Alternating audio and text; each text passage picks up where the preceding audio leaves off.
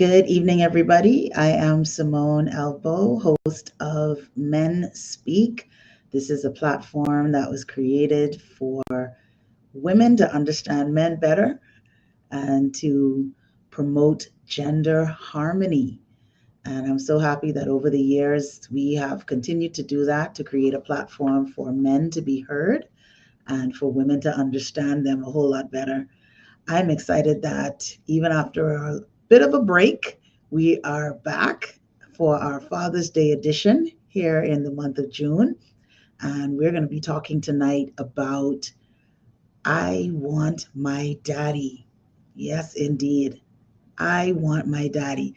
I want to talk about what is it like from a man's perspective to be a dad, preparing to be a dad? What do men go through? Everyone always focuses on the woman and the gender reveal and all of the exciting things, the baby shower and the gifts and all of that. But does anybody think about the men? Does anybody think about how the dad feels and what emotion he may be experiencing, getting this big news and how much his life is going to change? So that's all of what we're going to talk about tonight. Very happy to have three great men joining me tonight, and I'm going to introduce you to them right now. I wonder if I should go in alphabetical order or what. Let me see. I'm going to go this order. Hello, Chris. I am good. I'm good. Welcome to MenSpeak. I think this is your first time here on the show.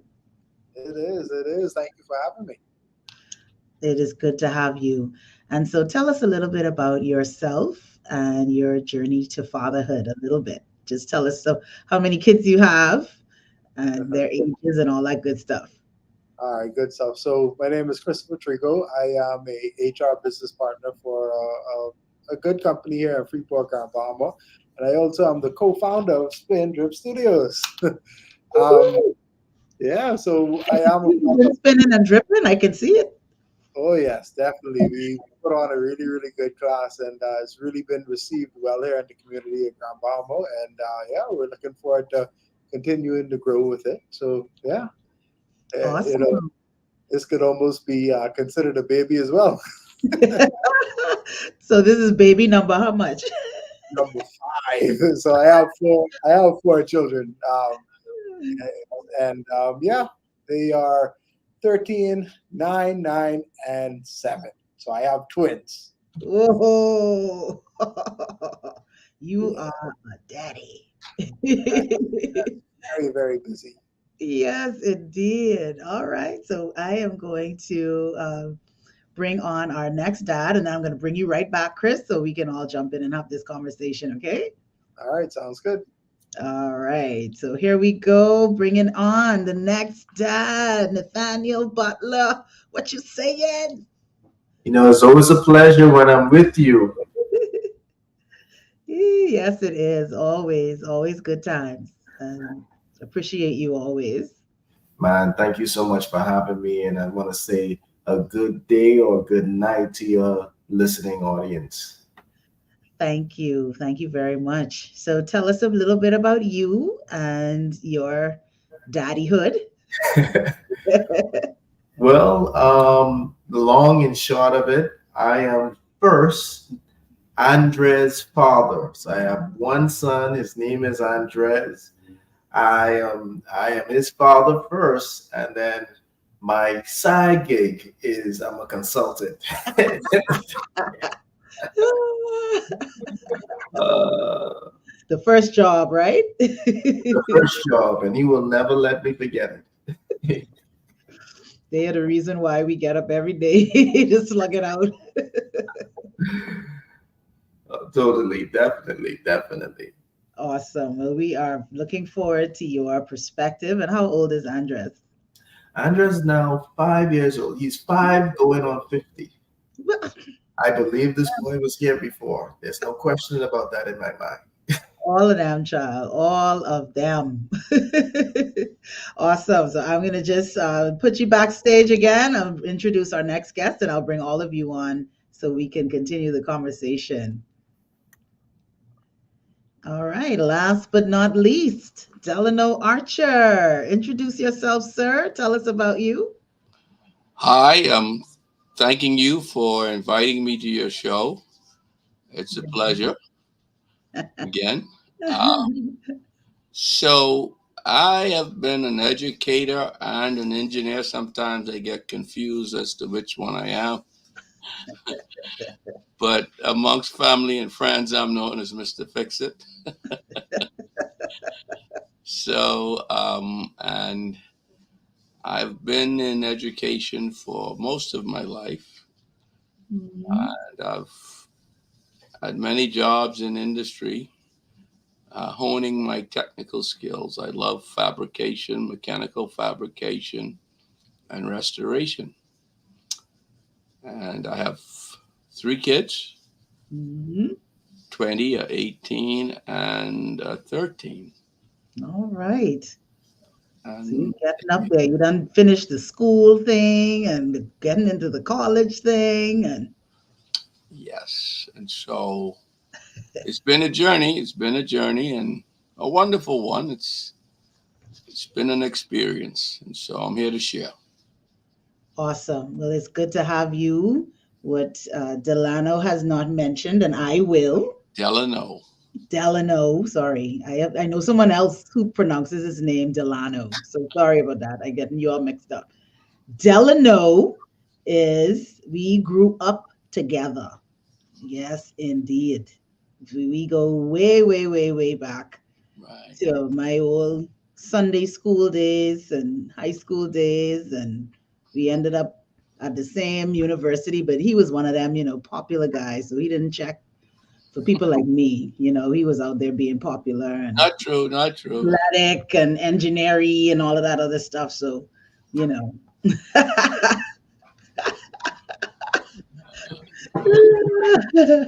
But it's good to have you, Delano. Thank you.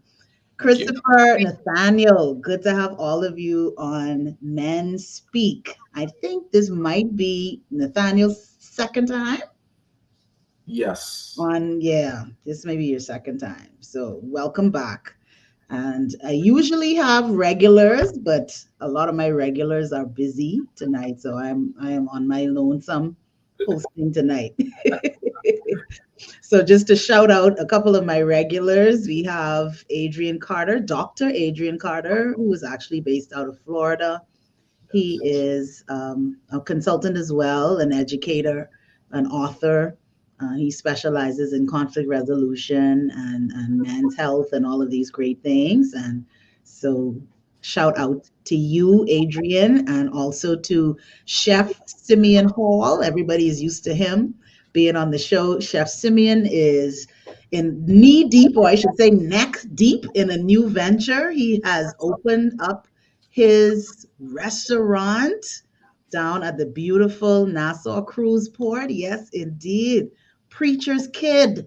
So we are putting a good plug out there for him to you all go out there and support his business. He has some great, great food out there. He always does a twist on what is Bahamian, and so we are definitely happy to have him out there. And then my good cousin, Anthony AC Coakley, off the radio and all the other things that he's doing. He's an entrepreneur, recently married, and all this good stuff.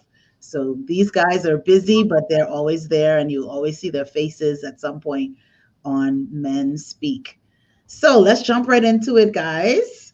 And we already talked about who you are and how many children you have. But let's go to this question about how did it feel when you first found out that you were going to be a dad? And I want to start with Christopher. I think he's probably the youngest in the crowd. So you probably were the youngest starting out. Youngest starting out the gate. I was 20 years old. 19. Was it 19? 19. So, yeah. And, it was a wild mix of emotions. It was definitely, you know, a lot of not knowing, and so a lot of anxiety around it, but also a lot of anticipation, I'd say, as well. Just excitement to have an opportunity to mold a mind and, have somebody to carry on my legacy and my name. And, that was some of the things that I thought about, as an early dad. But, it got real when, when we found out that we were pregnant with our second set of kids, because that's when we found out we were pregnant with twins.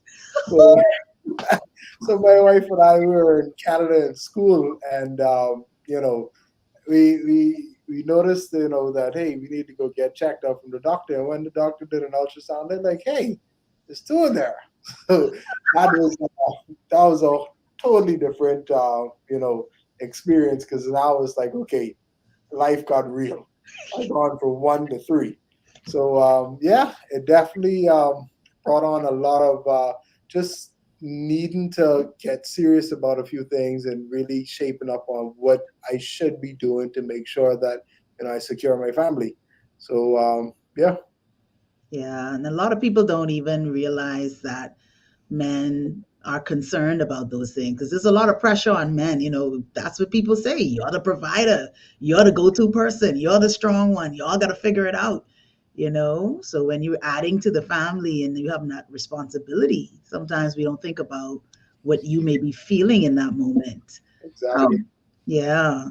How about you, Delano? Well, I think How old were you when your first child was born, by the way? I was late. I was 33 or 4. Okay. Do you think that made a difference for you? Not really. I think every child that you have, there's a feeling of euphoria, but the first one is always special. Mhm. And my first child was a girl, and boy, you could not. We didn't let flies touch her. We put a net over her pram or whatever you the push thing, and she grew up like a princess. So and then I had boys afterwards, but I think that I still have the feeling of that first child, Mhm. special feeling. Wow, that's nice. Nat, what about you? I think they kind of hit the nail on the head when you just come into the discovery of your partner, your loved one, your significant other, and in my case, my spouse. Um, uh, Matter of fact, I have a very interesting story. I found out that my wife was pregnant by going to the doctor because I was sick. I had the morning sickness. I heard of it, but I didn't think it was true. Matter of fact, I didn't even accept it because logically, you're running the test on me. How you, as the physician, could say to me that my wife is pregnant because the tests are coming back, I'm in good health. It makes no sense, and I don't think we even accepted it at that moment. But I do agree there's a level of excitement, but at the same time, it's balanced with anxiety because you're crossing over into the unknown. Yeah. And what is that unknown factor? What are some of the questions that run through your minds? Any of you could jump in. Like, does it mean to be a good dad? Like, do you kind of reference that experience with your own father? How does that play out in your head? Well, when you jump, I could say for me as a parent having that first child, you're blinded. I mean, everything just goes blank. I mean, you're just thinking about this child and what you can do best for them. And so you kind of put blinders on, and the unknown that he's talking about is real, but you really don't want to see that. You just want to make sure everything is right. I totally agree. You you aspire to give them the world, and I would say that you're now being confronted or put in a situation that you're experiencing a different kind of love. a love that is very difficult to define. But if you could take any pain away from the child, you would do it. You would take it on yourself. If you can give the child anything, you would give that child anything in that moment when you come to the discovery before the child even arrives. That is, you want to give them the best. And for me, being a young man and finding out that I'm expecting a child, you look at it as, okay, you have this little person that's going to be a little you, and you're going to be able to have them behind you all the time, and you dress alike, or those kind of things. You start as a young person, you're like, okay, you look at all the novelty stuff, and you get excited about those things, but then it comes around, and when reality hits, you're like, wow, Pampers are expensive. Wow, these these things are, I need to make sure that I'm able to take care of this person. And yeah, it's still that very unconditional, undefined love. You're gonna do anything that you have to make sure that your child is going to eat. So my son, when he was born, it was no question. Whatever he needed, I was at his beck and call. I was making sure that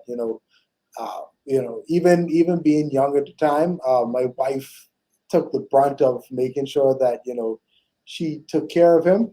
But at the same time, anything that I could provide, I made sure I had it available. Yeah, that's awesome. That's awesome. It's so interesting to hear you talk about it. Now, I'm sure when you found out you were going to be a dad, you had all the things going through your own head. What are some of the things that people say to you, especially in the Bahamas? Everybody has an opinion and everybody is an authority. So I am sure some people gave you all some advice. What were some of the things that people said to you all about fatherhood and your role as a dad? Some of the things they said, now you better do this. Mm. Well, let me take a stab at that. Um, Unfortunately for me, everything people told me wasn't right. So that's what I wanted to get to. Because uh, your your experience as a father is very unique to you. There are some generalities in there, but it's a constant roller coaster of changing of uh, uh, mo- uh, feelings, and children grow and they change. And the biggest obstacle, I would say, for me was learning to have to change with them. Hmm. Okay. And we are traditionally taught not to change with them. Yeah. So we tend to have this firm position. But boy, if I mean, I understand technology, but if you know technology, you'll know you got to change with your kids. And so technology has put a spin hole on everything in life. And parenting is a extreme challenge today, an extreme challenge, and you have to change with your kids, not to accept what they're doing, but your mindset has to change. Your position as how you communicate with them has to change. It can't be what I say. You gotta, what do you think? Kind of thing. So it puts you in a very humbling position, and it puts you in a position where you have to understand that this change is going to be constant. Yeah.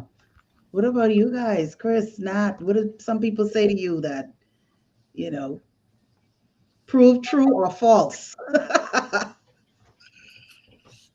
Prepare Okay. for Sleepless Nights was one of them for me, and that was actually false. Coming out of the gate for my first child, so he slept seamlessly through the night, and I never missed a beat with my sleep. Right? You're Um, blessed. no, yeah, but that was for the first one. When the second ones came around, the twins came around, then it was a totally different story. I thought they were aliens for a second, but nonetheless, some of the things that they told me that I received about being a father would have been, hey, you're this is a person that you're going to have to mold and that you're going to have to emulate as a you're going to have to be an example for, and that's proven true. Some of the things that were kind of false was that I'm discovering as a father is charting a course for your child, right? A lot of persons say that, hey, you got to make sure that they're getting the good grades, or which is good, right? Or they have to, you got to have them in these schools, or you got to make sure that they, grow up to be a doctor or grow up to be a lawyer. And I think one of the things that I'm discovering as a dad now is that I just want to grow up good human beings. You know what I mean? I just want to make sure that when they leave my house, that they have an understanding of who they are, the understanding that they are loved, and the understanding that when they set foot out into the world, that they have to exemplify, qualities of a good human, which is, being understanding, being compassionate, showing love, and, doing good work, being honest, good people. So that's something that, people will tell you to push them in this direction or push them in that direction. No, let them discover what they want to discover, but just ensure that you instill in a good, firm foundation in them. I love that, Chris, and that defies a lot of what all of us have been taught, and especially from the male perspective, where typically or stereotypically, you have to teach them to be tough. You got to teach them, stand up for yourself and do all of these other things that become toxic later on, and so just to be able to defy those things and to say, hey, find your course, just be a good person as you do it, I think is phenomenal. What about you, Nat? I'll be honest with you, in the initial start of it, everything that was shared to me, I should say, was useless. But, but in the midst of all of that, I had some really great examples around me. A lot of my friends are way older than me, and many of their kids, they were on their second, in some cases, third kid. And I was able to observe them. There were a lot of things at the time when they had them. I had strong views. Don't get me wrong. I had really opinionated views. Oh, when my time comes, I can do this, I can do that. But sometimes when you find yourself in the situation, you realize, oh, I see why. This happened and that happened. And you see, and it's not some, there are books written on this thing, but I don't think you can really write a book on this thing because every child is different. Every child is unique. Yeah, they might be a makeup of you and the mother in our case, but at the same time, you could have two or three of them, and they're all different, in their own unique way.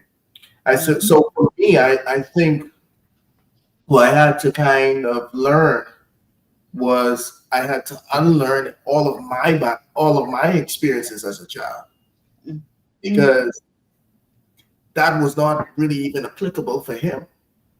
I'm still a part to some degree, was raised by my grandparents to a very large degree. So I was outside. You deal with a whole generation that don't even know what outside look like unless we just jumping in a vehicle to go somewhere. Like, that's what they outside. You know what I mean?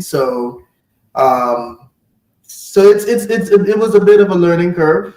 I'll tell you that much. And what I discovered to be true is the fact that you're still a parent. And one of the greatest things you can do is give your child an expectation. But more importantly, be aware of maybe the interests and passions of the child. And that takes time, exposing them to certain things and see what they're good at.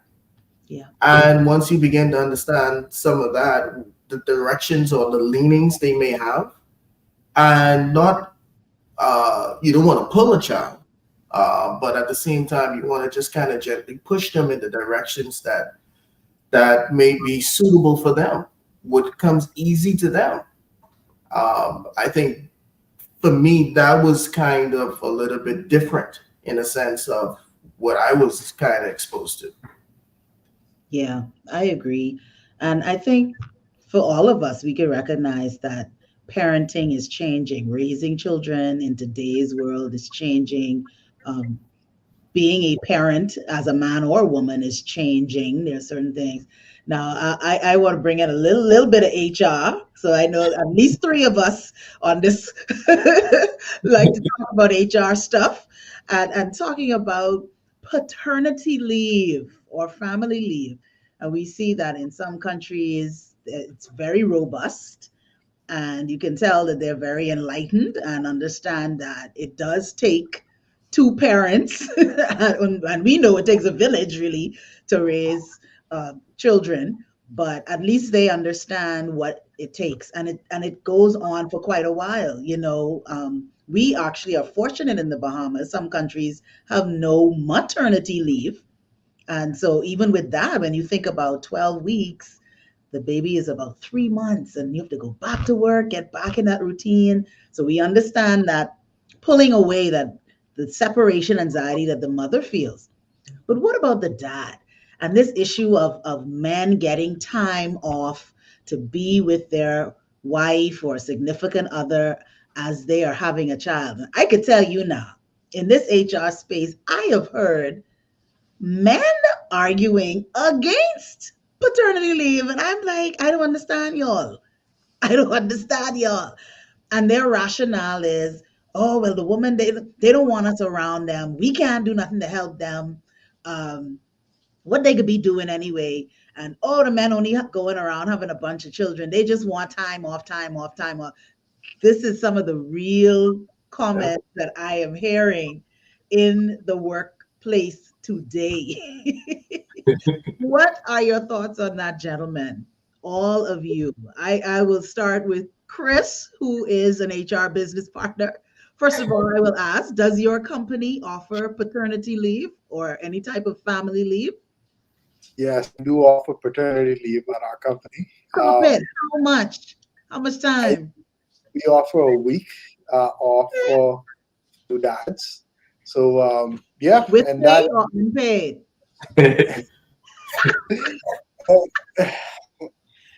I gotta get back to you on that. So We know so what that sign means. We know what that sign means. Yeah, yeah, yeah.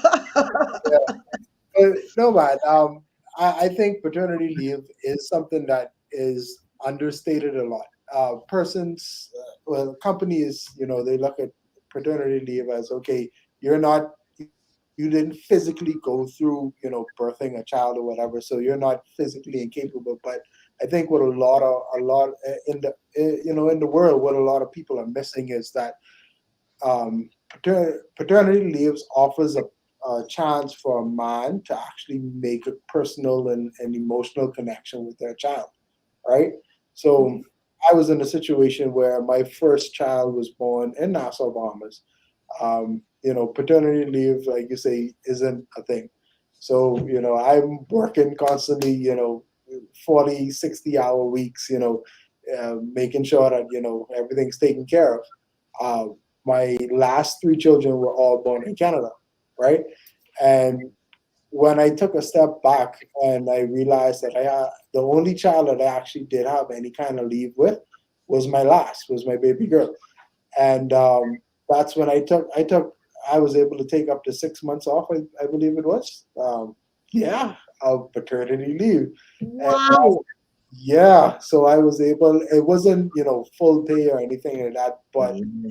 nonetheless, I was able to receive some kind of benefit for just having time off with my children. And when I look back at it, I really appreciated having that moment because they go so fast. They get out the way so quick, and it's like, okay, you're able to soak in for a minute, just being present with your kids, being available to them, being able to influence them, being able to connect with them. And I think that was something that I really took a step back and look and said, you know what, that's something that's really important that needs to be more talked about. Like we need to encouragement to say, hey, take a step back. You know, one of the first things when you're in the hospital, they say, oh, have some skin on skin time with your baby. Take off that shirt and rest the baby on your chest. Wow. That's something that we look at it as, oh, that's getting all mushy or whatever the case is, but that's literally connecting that child to you. That's making that child know that, hey, it was me that was talking to you when you were in that stomach. um, but yeah, if I had to do it again, I would take more time off to be with my children, in those early stages of entering the world. Yeah. What say you, Nat? Well, for me, I had at the time when he came into the world, I was actually in transition. I'm so grateful at the time that I had a really, really great boss who advice I did not follow. She said to me, "Make sure you pack a bag for you." And but my wife had actually had complications, and as a result of it, it was in time. He came before the due date, but we had to rush her there. And I'm so grateful for the medical team because they were able um, to save his life in the midst of all of that. And unfortunately for us, we had a friend of ours or a colleague of ours who had a child around the same time, had a due date, but they weren't as fortunate. But putting that aside to the point of paternity leave, I am total agreement with paternity leave because eventually what ended up happening for me was I had to transition full time into my company, which was at the time it wasn't ideal, but I was daddy around the clock a little bit more than I guess the average father would normally be, which would have given my wife was also in transition. She transitioned into from maternity leave into a new job. Ooh. So the full brunt of it at times were on me to the point that by the time that he got about a year and a half, you could see the bond was a little bit stronger than or he was more in tune to me than he was to his mother at that stage in life. Yeah. Uh, but in the midst of all of this, I would say that our society, for the most part, most children are not born into a marriage. And I have to highlight that because when you go into these other societies where they have paternity leave, there's the argument for the family time. But for us, there's not an argument so much because it's what is the man going to do? In my view, I'm trying to figure out how women, single women, especially those who had a C-section, how they manage to deal with a child. And having a C-section. For me, I was, nurse to one and trying to be nurturer to the next and still trying to balance everything that was going on in my world. And I'm grateful that it was only for a season. I'm grateful that I didn't have first problems. You know what I mean? Because I probably I'd probably lose my mind. But it is what it is. But I would advocate. I think that at minimum, that all men should have the opportunity to have at minimum 2 weeks paid, 2 weeks at minimum. I'm still advocating for more, but at minimum, 2 weeks paid where they're able to interact with that child, especially when that child is first born.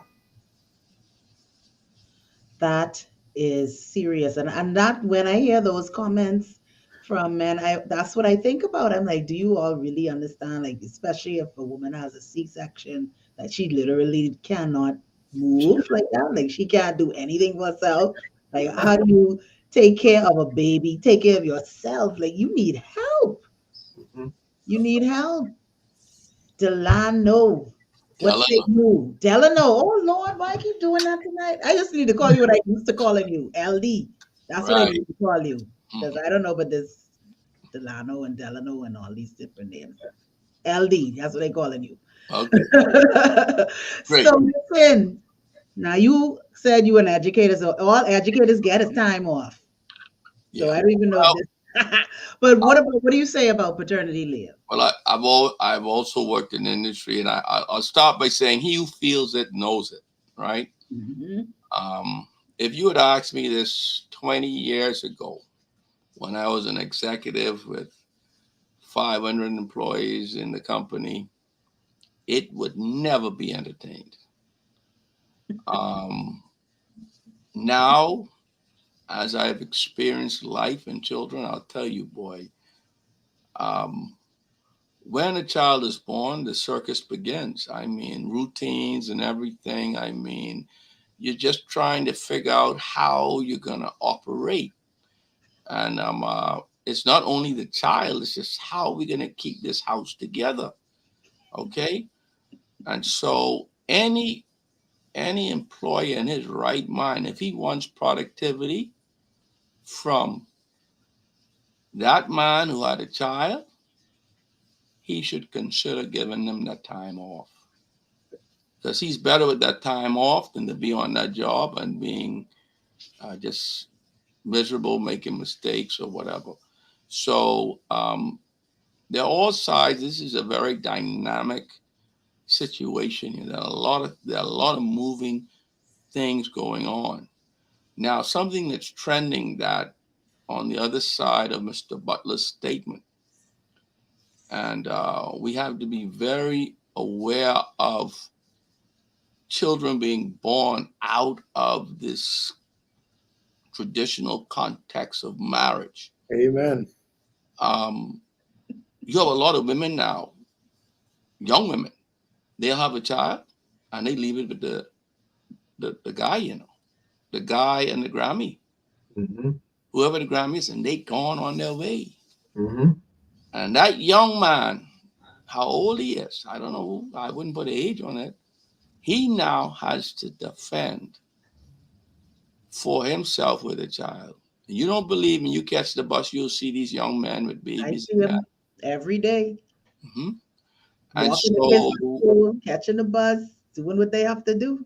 right. And so this whole thing about paternity needs to be looked at carefully. And it needs to be conditional because, if a young man has a child and mother leaves him, boy, you got to take that into consideration, man. You have to. So it's a serious thing. We tend to take a blind eye to it, like it doesn't exist, but it's real. It is real. It's not fabricated. It's not a 1 out of 10 story. It's happening every day. So yes, I think paternity needs to be looked into legally and from the business environment in all aspects. Yes. Yeah, totally agree. Totally agree. So going back to you, I'll start with you, LD, this time. What has parenting taught you as a man? Something that you would not have learned unless you were a father. Well, I think I alluded to that earlier, but it's taught me to be able to change. You see, when you grow up traditionally, like most of us may have with parents who, they got a rule and that does not bend. And not to say that that's wrong, but we live in a different environment where children obviously have more information, not that they're wiser, but more information in their heads than we could ever have. I always tell people when I grew up, I had an encyclopedia. My teacher and my parents, they, well, and the preacher, Yeah. they would Sources rule. of all knowledge. That Mm-hmm. was that's where you got your knowledge from. You could That's true. not contest them. That's true. Your kids today could contest you on whatever you tell them, What? right? Because the information is there. But sometimes they know more about topics than you do. You think you know something, Truth, 100%. all right? Yeah. So it it brings you to a point where you realize that you have to change your position if you want to be there and be better for your kids. Because the more you do not do that, the more they're going to push you away. Yeah. Then they tend to take on somebody else who they are going to be more comfortable with communicating with. Correct. Now, whoever that is, I don't know. Okay. It could be another friend, family friend, a boyfriend, girlfriend, whatever, a dog, a cat, I don't know. But they're going to communicate with whoever they think is listening to them because they have this information. So we have to start to be, I guess, I think the word is more intelligent about our approach to parenting. Not to break tradition, but to understand that some changes are being made and we have to change with it. I agree. I agree. What do you say, Nat? What has parenting taught you? Um, there's variables. There's variables. We all of us on this call are parents, but there are variables in each one of the children. They could come in, they could grow up in the same house, but there are variables. Every child is different, and you have to um, take an approach of understanding. I think um, how many of us were raised uh, to Delano's point that there was there was no understanding. This is law. This is rule. All right. Now you conform, and if you don't conform, you consider to be rude. Yep. Today, if you want the most of that child, you better understand that child. You better take time to learn that child because you may be able to give certain instructions to some and they will follow, but the other ones, not that they don't want to follow, but they just march to a different beat. And parenting today may be viewed as weakness or being weak, and no matter how we interact or try to be relatable in some cases, you know. Um, but at the same time, we have to look at what is the overall goal here. And like Chris would have said, at the end of the day, you want to create productive citizens, productive individuals, loving individuals, persons who are good and do good to others. You know what I mean? And so it will require, in a lot of cases, um, taking that time to understand. And the reason for that is this: the world is more dysfunctional than ever before. There Lord. were things that when I was growing up, not that it didn't exist, it just wasn't as prevalent. Today, the level of access we talk about at the touch of the finger is both good and bad. They have access to everything. And predators, there are more predators today. It's not just predators that would live down the road or whatever the case, maybe go to school with them. There are predators that are trying to reach out and influence them in ways that you and I sometimes can't even fathom. We might not even understand the mode of how they are even communicating to them. You know what I mean?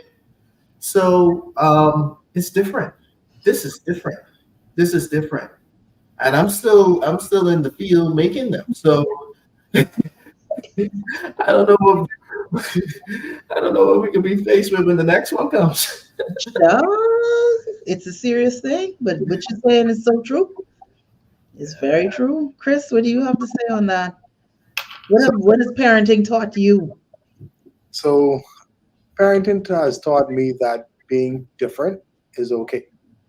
Um, I think a lot of us, at least when I was younger, I tended to follow a crowd. I'd say to myself, "Oh, I'm my own person or I'm my own man, and I could do what I want or whatever the case is." But the reality was that because of who I was around, I still was influenced and made decisions based off of influence of the people I was around.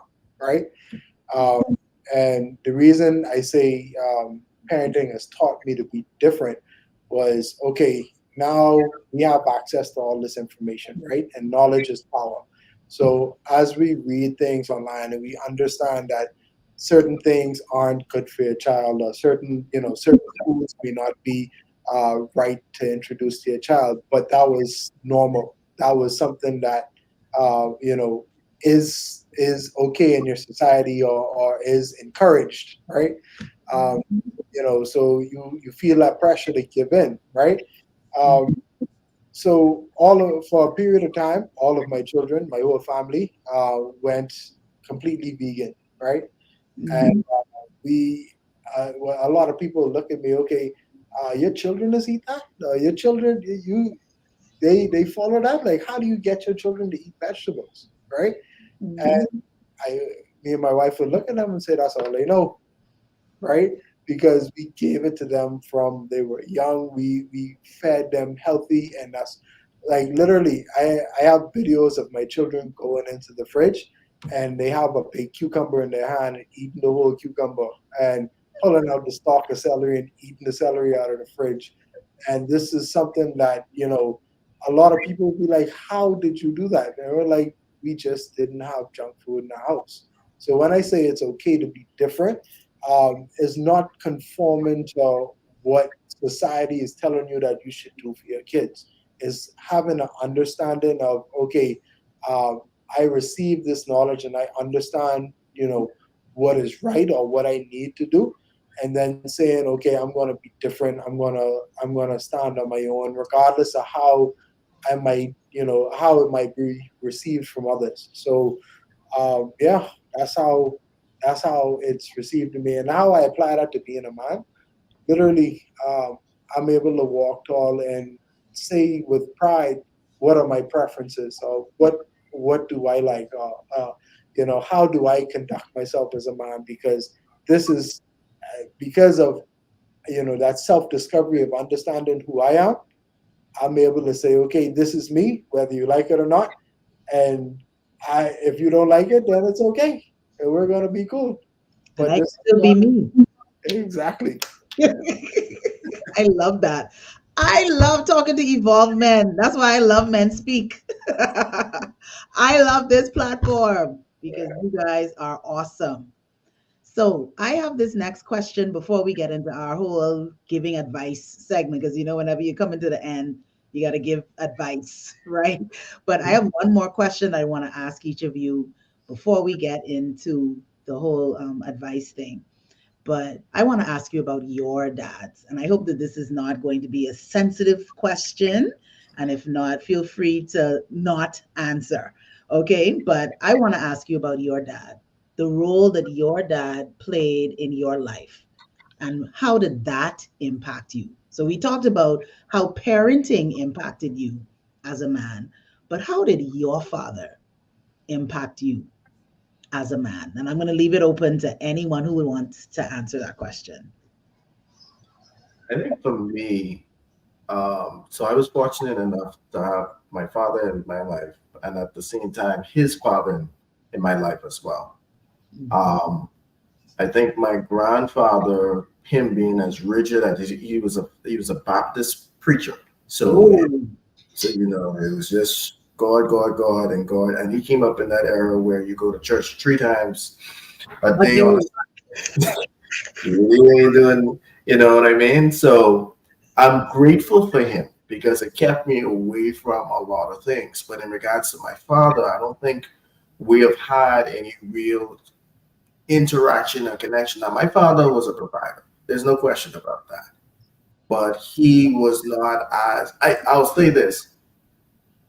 Before my son, when I look at my father, and after my son, I realized now I just didn't understand. I didn't understand my father.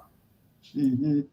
I didn't understand him because with his father being a Baptist preacher and him coming up, he didn't have that interaction like what he would have had with me. So now, because my grandfather, not that he was bad, I mean, he kept the whole family in line. He was the patriarch of my family, but at the same time, too, in regards to hey, let me take you to the park. Let me do this. Let me show you this. Let me show you how to do some stuff around the house. That was absent in his life and amongst his siblings. So now, when it was time for me, even though he was more visible, he had more time, he couldn't share those things because he never had it with his father. And I think that's the challenge for a lot of persons today. If it was never modeled to you, you can't model something that was never modeled to you. But at the same time, he tried. My father tried. He taught me his discipline, his sports discipline, and quite a bit of stuff. But we never really had communication or conversations like that. Now today we do. I don't think a week goes by without me and him sitting down and having a conversation. But my view of my father has changed, like I said, after becoming a father. And now understanding, I can now identify with the pressure that he was under. I can now be sensitized to the uniqueness of the interactions with my mother, now being married as well. I can understand what it means to have now a shelter over your head and dealing with the responsibility of now mortgages and that kind of thing.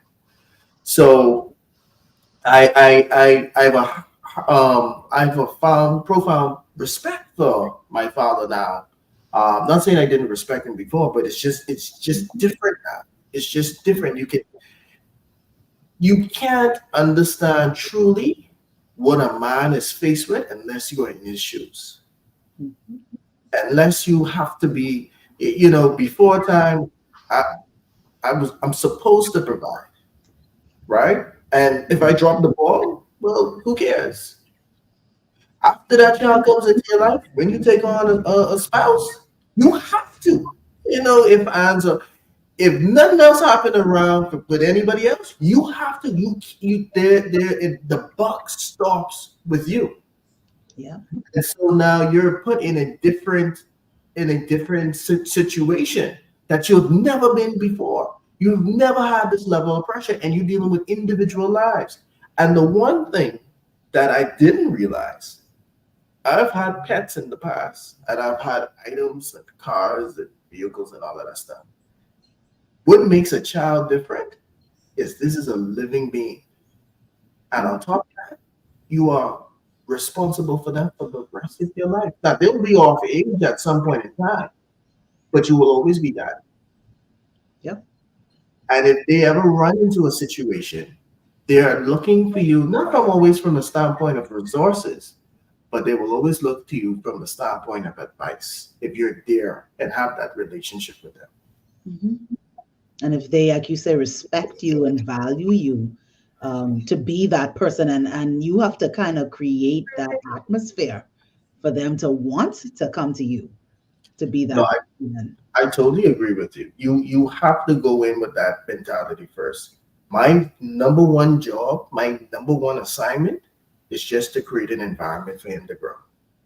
Mhm. I am loving this.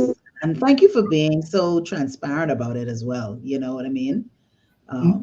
Um, and that signifies your growth and maturity as a person. So I appreciate that. Chris?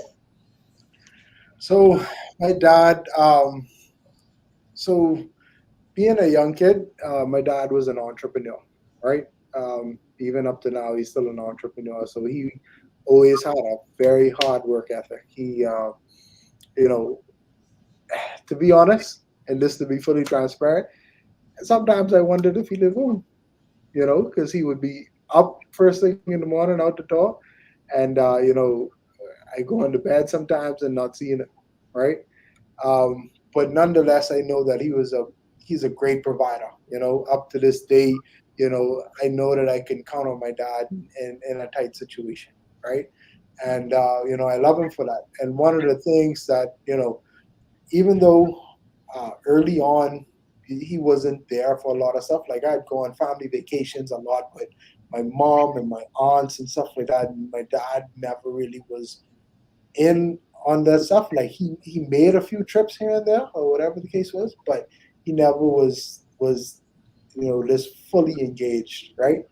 Um, and that's just from the sheer requirement of what his responsibility was being an entrepreneur, right? And I totally get that responsibility now as being a business owner, being a dad, what that took, right? Um, and one of the thing, and a little later in my childhood, my teenage years, he really took the time out to really form how I thought or how I perceived life, right? And one of the most important lessons my dad always taught me, always look at life through the lens of the glass half full, right? Never look at life and say, okay, this wrong or that wrong.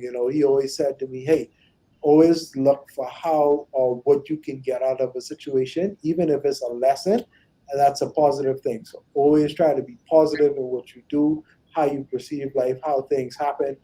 And, that's something that's just stuck with me, from a teenager, right?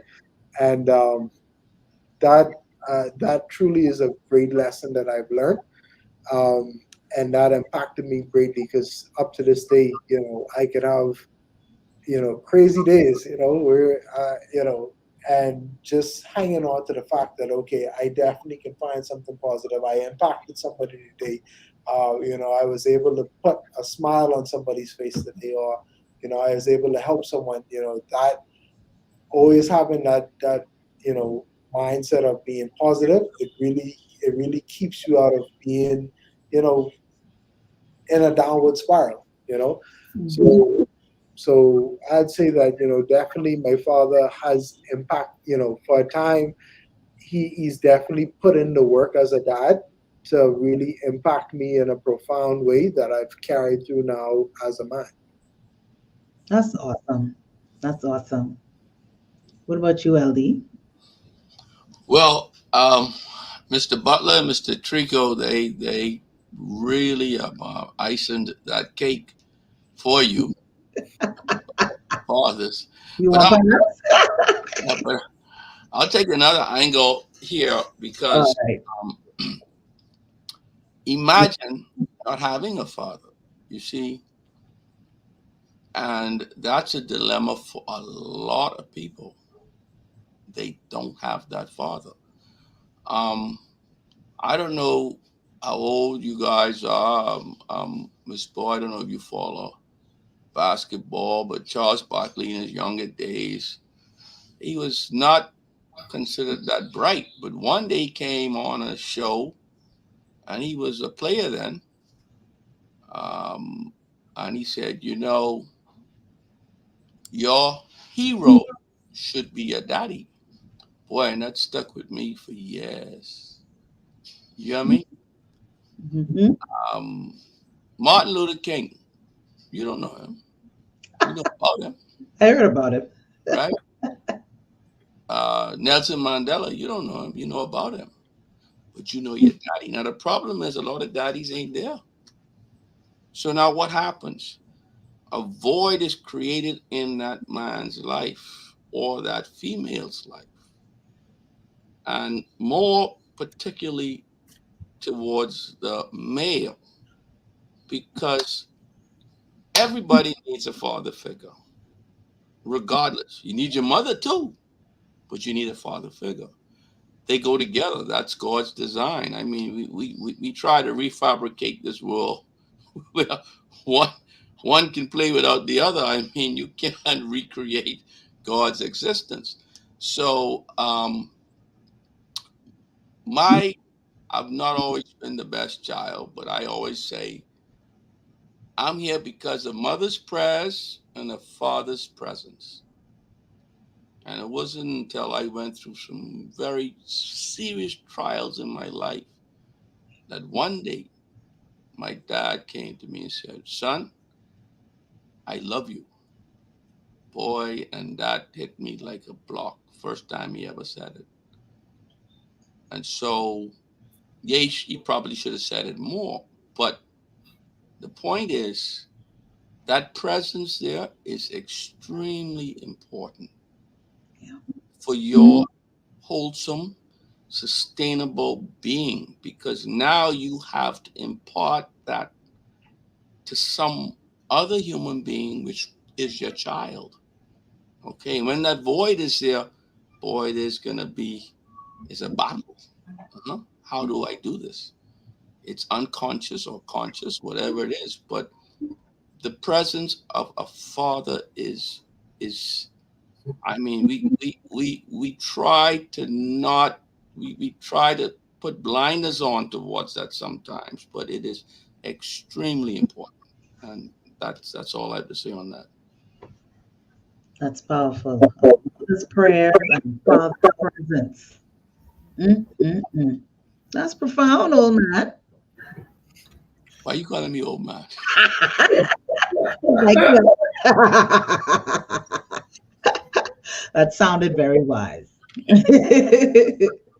So, okay, we are here at the advice segment. What advice? And you could choose any aspect of fatherhood that you want to. So, you could talk from the aspect of a a man that's preparing or thinking about it. Maybe he's just gotten married or thinking about getting married and thinking about the whole concept of having a child, or maybe a dad, like you said, you went through some rough times, made some mistakes. You want to give some advice on, I want to be a better dad. Or maybe a dad who has not cultivated that type of relationship because, as we talked about, maybe I never had the example. I didn't know what to be a father, or I was trained to not communicate and to have emotional intelligence and all the great things that you guys have been talking about tonight. What advice would you give them? Maybe there's a guy who is out there struggling. I want to be a great dad, but my relationship with their mom is not the best. And because of that, my relationship with my child or children is strained, and we have a lot of that going on. That's a different topic for a different day. But sometimes men are withheld from their children. They want to be there, but they can't be there because of all of the dynamics of the relationship. So whatever aspect you want to come from tonight, gentlemen, and give some advice to the men that are watching or that will watch this replay after the show. Okay, so this is in general with mistakes, but we're talking about fatherhood, so it applies to this as well. The first thing you have to do is identify the mistake, whatever the mistake is. Then you have to own it, because a lot of times we don't want to own our mistakes. When we make these say something that wasn't right or do something that we know we should not have done, whatever it was, you have to own it. And then the third thing you have to do is make an effort to correct it. You see, because correction is not made in your head, correction is made in doing something. Exactly. And a lot of times we don't like to make the correction. Now, here's a mistake I made. See, I'm owning my mistake now. I did not nurture the communication I should have with my two eldest children. So I'm trying now to correct that with my youngest child. Good. Because they'll get to a point where they shut you down, They they ain't even listening to you no more. So, you have to look at life in a corrective mode where you identify, you own it, and then you try your utmost to correct it. Now, correcting, like I said, you may not be able to correct the first one, and that may come back at you. All you got to do is be there. Sometimes, boy, life is serious and it's strange.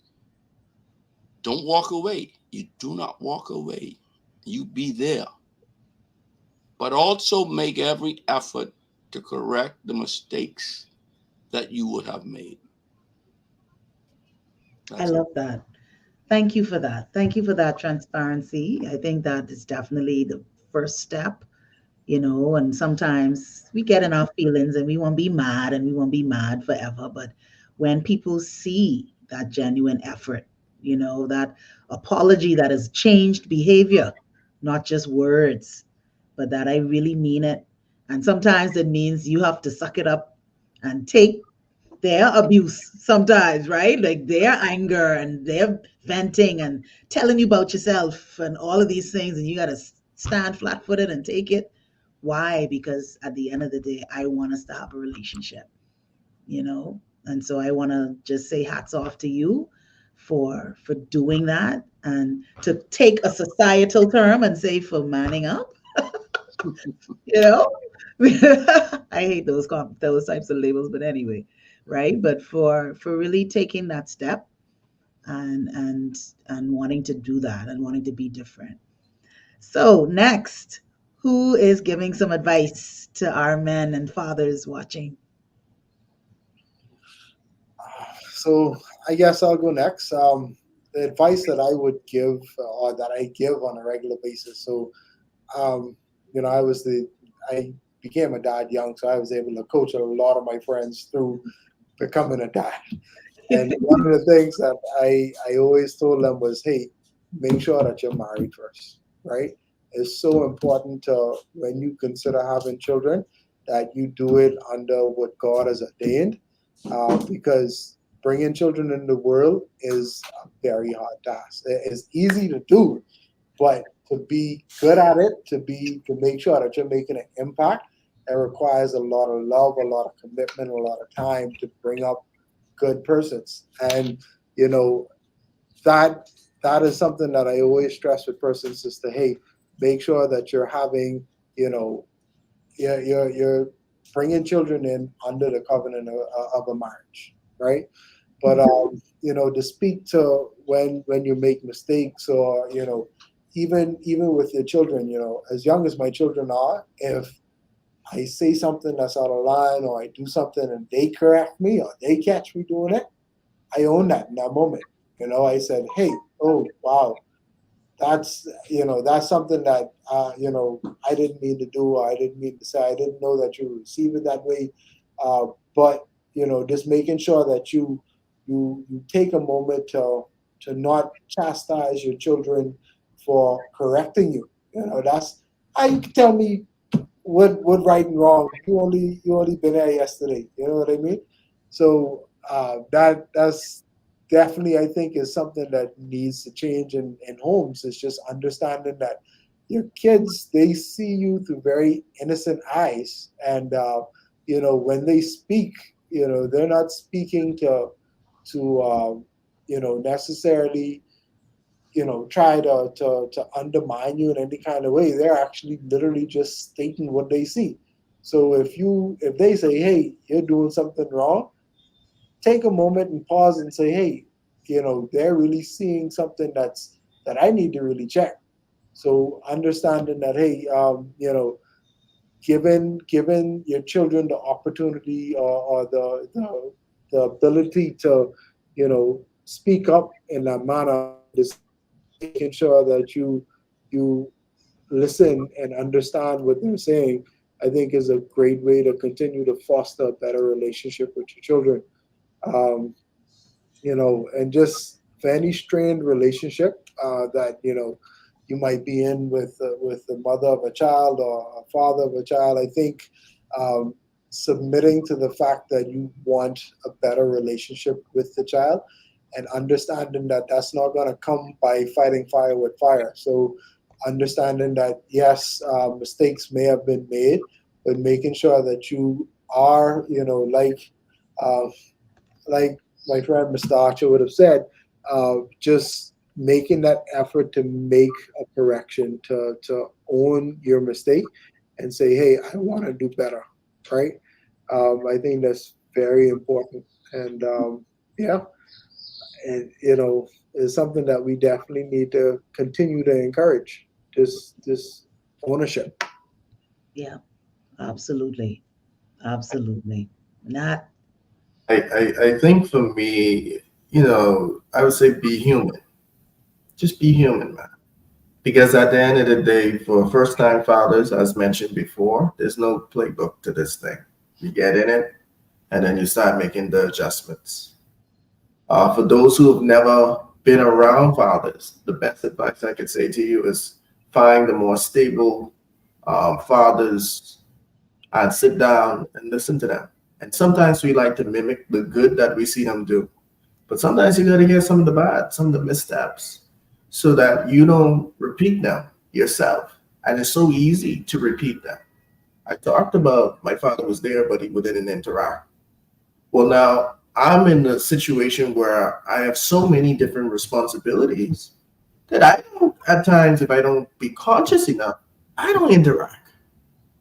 You see what I'm saying? And so now I have a whole cycle repeating itself. Not one generation, not two generations, a third generation, passing on to the fourth? No. So in that, being intentional, being very intentional, okay, this is how we got to do this. This is because at the end of the day, the one thing, whether you're a daughter or a son, the one thing they care about, Daddy, were you there? That's the only thing they really care about. It has nothing to do with what is said, what is done. They just want to know that he was there. Did you see? Did you see what I crossed? Did you, when this happened, were you there? And I think sometimes when especially if you're not in the same house with your child, it can be very difficult. So make it a routine, whether it's 5 minutes a day or 5 minutes every other day, that you check in with them. We have devices now, WhatsApp, the Snapchat, whatever it is, simple call. How was your day? I know at one point in time, my son would literally, if I'm working late sometimes, and to the point where Chris said, it could be a situation where I leave before he gets up, I get home and he's sleeping. I've seen once or twice my son get up out of his bed 2 o'clock in the morning, and I'm trying to probably knock out a report or something like that. And at first I used to get upset and like, you need to go back to bed. But now I realize, okay, he ain't seen me in a while. He wants to sit down and talk. It doesn't make sense 2 o'clock in the morning. And I would say, okay, let's come back to your bed. And I would, just wait a minute or two. And when I did that, in that moment, Daddy, how was your day? And when I talk about being human, Daddy didn't have a good day today. So when it is his turn, Daddy, I didn't have a good day today. Well, what happened? This thing happened and that thing happened. The last point I want to say is the only thing you can control is the things that are controllable. And everything else that is not controllable, you got to let that go. You got to let that go. You're dealing with individual lives and they have their own minds, their own opinions, and they're going to do whatever they feel that is right for them. And the hardest thing that I had to learn was I have to be a statue, in the sense it's irremovable, but always there. And if they buck up, even though I could see you're going to run into that wall, and you're running into that wall at 100 miles an hour, I may have to step back and allow, even though I don't want to, but still be there to deal with the consequences when they fall out, when they run into the irremovable object. Now, remember when I was telling you don't do it like that? Yeah. See, this is why Daddy was saying don't do it like that. Yeah. So next time when Daddy warn you about something like this, then But the key thing is you just gotta be there. They just want to know that you're there. Mm-hmm. This is so rich, and I want to thank our viewer Antandra for all of her comments. She is feeling you guys. She says you kings are amazing, and she commends you for all of the things that you're saying, all of the lessons that you've learned. She said, hey, bring these men here. Where are you? You tell us where you are. We'll come. I want my daddy session wherever you are. See, y'all already got a fan. We've got to take the show on the road. I'm loving it. I'm loving it. I am so happy to have you all here. And honestly, I love each of you. I truly do. in the ways that we have connected over the years in different forums and whatnot. And so I asked you to be here because I know who you are and I believe in you. And everything that you've said on this platform, I know is 100% true. And that is what Men Speak is all about. It's about finding real people who are living real lives, who are able to share, the lessons that you've learned and the life that you're living, because we all live in, and as they say, life in, and so we need to be able to find people that we can reach out to and to hear from and to learn from. And so I'm sure that this audience will benefit from all of the gems that you shared tonight. And I look forward to having you on the show again. I also want to send a plug out. We are doing our first in person Men Speak gathering in years. We haven't done a gathering in person for so long, probably since before COVID. And this actually used to be an in person event. We used to call this the Conversation Social. And people used to come out. It used to be like date night. And we used to have eats and drinks. And we would have the panel, we would talk, and then we just chill out and mix and mingle.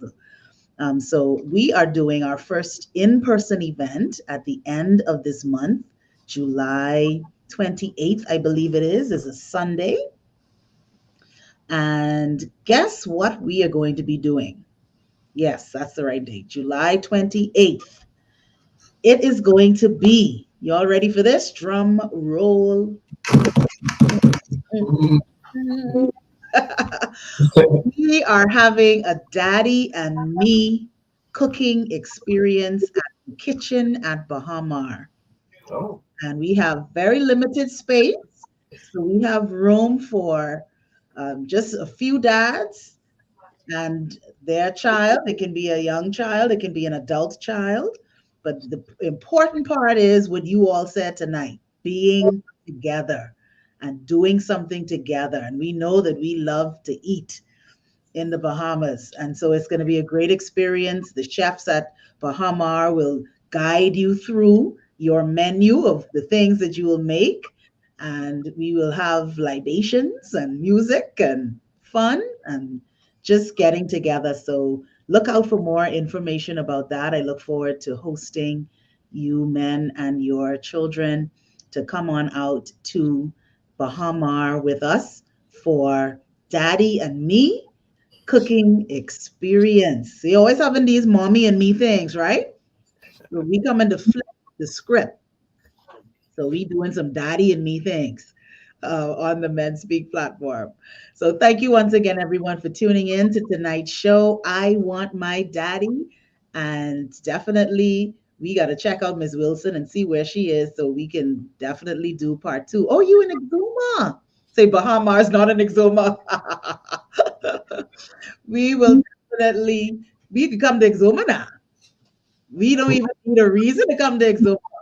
What y'all say? I Yeah. agree. I agree. We can come to Exuma. We can put that on the calendar. Now, she does have a question before we leave, and I'll put it on the screen, and this will be our last thing before we go. What advice do you have for sons with daddy issues? Ooh. So this may be sons that may probably not have their dad's presence, or they're living through the pain or the scars of that, or maybe not having a quote unquote good dad. Dads, that may have made mistakes, may not have been there, may not have kept promises, all of those types of stuff. What advice do you have for sons that experience that? Well, I'm going through that right now. I don't have any advice, but I tell her time, time, time, time, time. Time is the key there. Don't give up on your dad um, as a son because he is human too. He goes through challenges and the hills and valleys in life. I mean, that's life. So I think time is the greatest healer there. That's just my advice. I don't know. No, I totally agree. I remember now. I said that in my situation with my father, Um, it wasn't until I became a father that I could identify. That took time. That took time. And I know sometimes we don't want to hear it. It's not immediate. It doesn't fix it the way how we want it to be fixed. But as long as you don't lose the hope and you allow time to be in the midst there, um, yeah, it can really work itself out. It can really work itself out. And I definitely would chime in and said, make sure that you're observant of good men around you. Uh, you might have a friend, that has a dad that you really admire. That, oh, he's always to my football practice, or he's always making sure that he's at the school checking my grades, or things like that. And just really honing in and making sure that if that's something that you notice that is happening in and around you, just being watchful of other good men that might be in your life, and I, just making sure that you adhere yourself to them. You find a way to receive how to be a good man from them.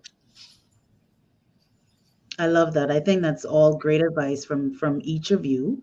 And a great testimony is always from the wife. Amen. Hey, that's always my litmus test for preachers. I don't always look at what the preacher doing and prancing on the platform. I like to look at the wife sitting on the front row. Definitely. And listen, I gotta admit, you know, my wife has been, amazing in my life. She has, helped me through all these different phases of understanding what it is to not only be a man but becoming a man.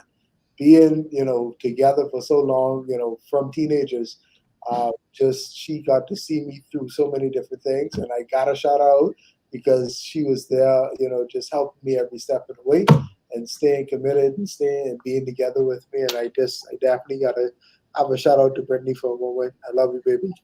Oh, hi, Brittany. And she's of course the co-owner of Spin Drip Studios, Big Drip Fitness. So shout out to Brittany, and for both of you are truly an example of what it means to be together, and to really live life together. And it's truly a testament. So I had to make sure you get that shout out there because she's shouting her man out. And all of you, actually, all of you, And so I want to say thank you too for responding to the question. And Ms. Wilson is here saying that, her son is listening in.